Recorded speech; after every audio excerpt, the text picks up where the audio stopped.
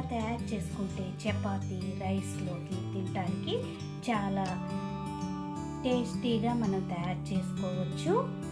చాలా తక్కువ టైంలో కూడా అయిపోతుంది. నా వీడియో చూడబోయే ముందు నా వీడియోస్ మీకు నచ్చినట్టయితే లైక్ చేయండి, షేర్ చేయండి, కామెంట్ చేయండి. మరిన్ని వీడియోల కోసం వనీ వంటిల్ని సబ్స్క్రైబ్ చేసుకోండి.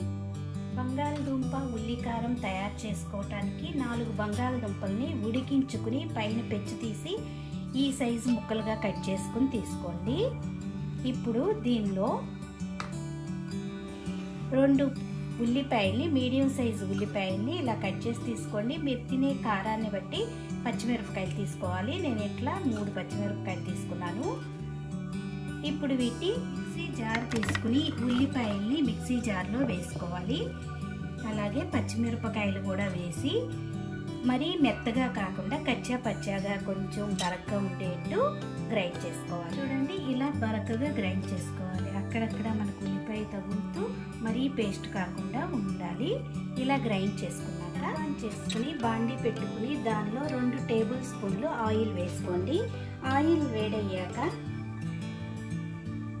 4-5 వెల్లుల్లి గబ్బాలని ఇలా ముక్కలుగా కట్ చేసి వేసుకోండి. దీనిలో కొద్దిగా పచ్చిశనగపప్పు, మినప్పప్పు, ఆవాలు, జీలకర్ర వేసి కొద్దిగా ఈ తాలింపుని వేగనివ్వాలి. కొద్దిగా వేగాక ఒక ఎండుమిరపకాయని ఇలా ముక్కలుగా తుంచి వేసుకోండి. అలాగే కొద్దిగా కరివేపాకు. తాలింపు వేగిపోయాక కచ్చా పచ్చాగా గ్రైండ్ చేసుకున్న ఉల్లిపాయ పచ్చిమిరపకాయ పేస్ట్ వేసుకోవాలి. ఈ ఉల్లిపాయని పచ్చివాసన పోయే వరకు కూడా వేయించుకోవాలి. వేగుతున్నప్పుడు దీనిలో 1/2 టీ స్పూన్ పసుపు వేసుకుందాం.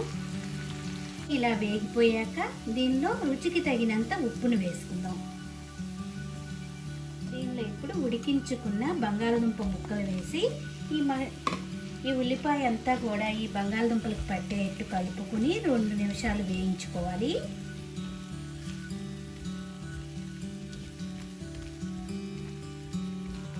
రెడీ అయిపోయింది. ఇప్పుడు దీన్ని డిష్ అవుట్ చేసుకుని ఈ కూరని మనం చపాతీ రైస్లోకి తినటానికి చాలా టేస్టీగా ఈజీగా కూడా అయిపోతుంది. మీరు కూడా ఒకసారి నచ్చితే ఒకసారి తప్పకుండా ఇలా ట్రై చేసి చూడండి. Thank you for watching.